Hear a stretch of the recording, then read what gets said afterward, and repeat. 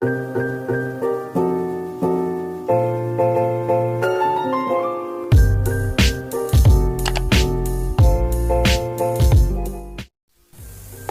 kita ke aplikasi Play Store dulu,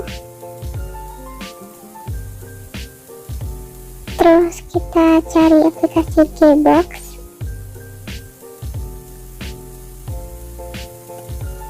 terus kita install dan tunggu sampai selesai.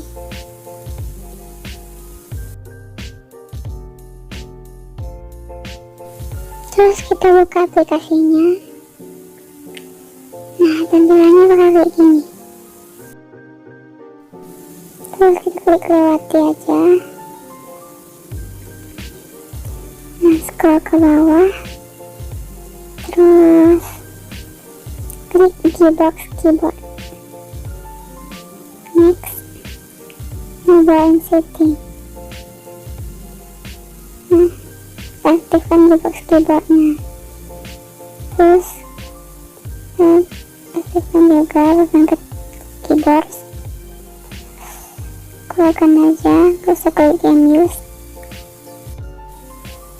Next, kita ke aplikasi Instagram. Aku pilih pakai foto ini dulu. Kita cerita, terus pilih teks, terus klik tulisnya sementara dan pilih foto yang akan ditambahkan.